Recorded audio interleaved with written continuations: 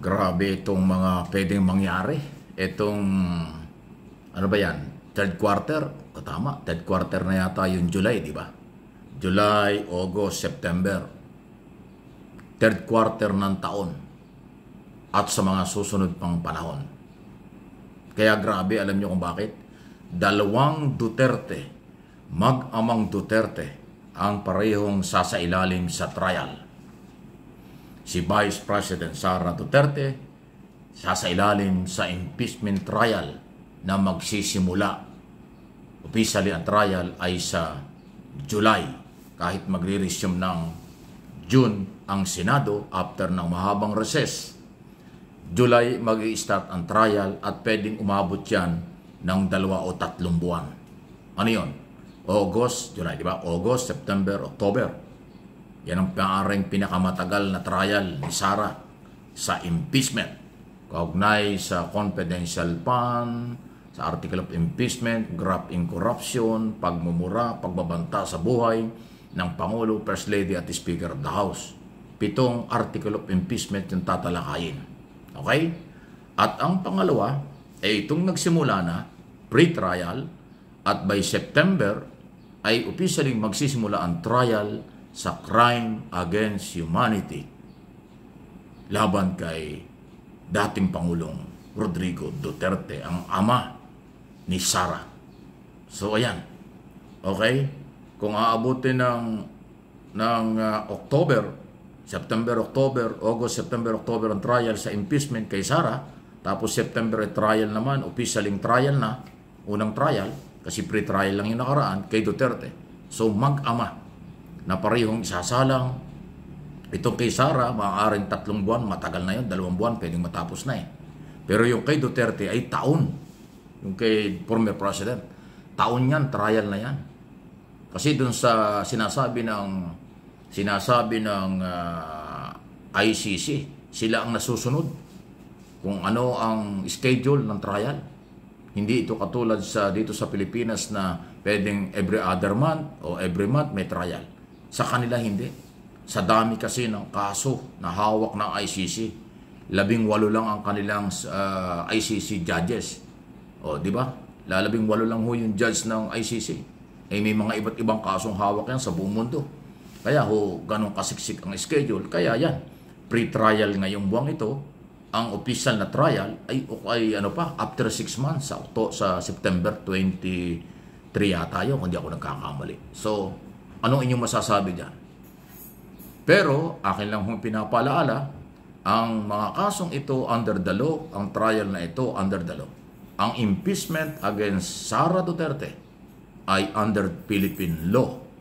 Kasi, merong complainant, merong article of impeachment na dapat nga noon, alam mo kung ito inumpisahan pa ng Pebrero, baka patapos na ito, ngayon baka nangangalahati na, matapos na ito bago magmayo, bago mag-eleksyon, pero hindi nangyari dahil ayaw ni Escudero. So, next Congress susunod yan. So, itong next Congress makulay. Impeachment trial kay Sara Duterte at controversial ang trial naman sa ICC kay Digong Duterte. So, yan po yung, ewan ko, di ba sabi ni Duterte, this is my destiny. Talaga bang destiny niya yung nangyari? Ayan po yan. Pero again, dun sa mga galit, ayaw tumanggap ng sitwasyon, sasabihin nila ay harassment, hindi po. Kaya kung ginawa ng topic ito ngayon, baka sabihin, hinaharas si Sara dahil mayroong impeachment. Hinaras si Duterte dahil pinahuli o hinuli. Abay, hindi po. Lahat yan above the law. No one is above the law. So, ibig sabihin, above the law, ibig sabihin, naaayon sa batas. Sorry, naaayon sa batas ang lahat ng galaw. Hindi po yan above the law.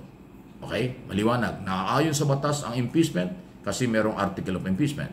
Naaayon sa batas yung trial sa ICC kasi may complainant ng mga Pilipino na biktima ng human rights violation. At kaya nga, crime against humanity. So, lahat sila ay naaayon sa batas. Okay? Ang mga proseso at galaw. Ano inyong masasabi rito? Tiliribya, kasaysayan ito. Gumawa ng kasaysayan ng mga Duterte. Gumawa ng kasaysayan din po itong kasalukuyang gobyerno kasi ngayon lang nangyari ito. Under President Marcos Jr., ngayon lang nangyari ito, mag-ama.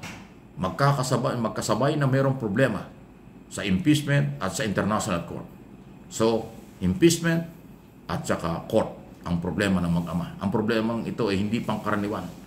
Wala pa tayong, ako, nire-review ko yung mga nakaraang administrasyon, nakaraang mga panahon. Walang ganito na mag-ama na magkasabay na itatrial.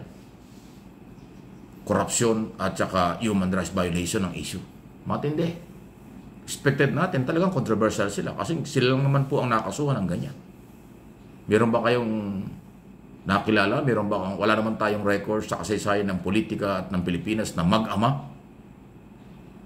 Mag-amang kinasuhan ng ganito? Wala. Vice President niya, first time ito sa history ng Pilipinas. Unang pagkakataon na ang pangalawang Pangulo ay kasuhan at ma-impeach or meron in-impeach sa Congress for trial lang sa Senado. First time ito sa history. First time din na ang presidente, dating Pangulo, dating presidente, ay on trial at hinuli on trial sa ICC. Talagang grabe itong record ng ginawa ng mga Duterte. Kung sila'y bidang-bida noon sa kailang mga ginagawa at tingin nila ay sila ang tama. Ngayon, bidang-bida sila sa kakaibang kanilang karanasan at nangyayari sa kanilang buhay. Nakakalungkot din dahil tayo lahat Pilipino. Sana kasi hindi nangyari yan eh. Pero wala tayong magagawa. Ang piling kasi sila na nung araw ay sila ang masusunod eh. Piling nila sila ang hari-hari, sila ang masusunod. Parang ang dating above the law. Ay hindi pwede. No one is above the law. Yan ang nangyari. So sino may kasalanan? Taong bayan? No. Sino may kasalanan ng gobyerno? No. Sila ang may pagkukulang. Alam nila ang kanilang ginawa. Alam nila ang kapangyarihan temporary lang.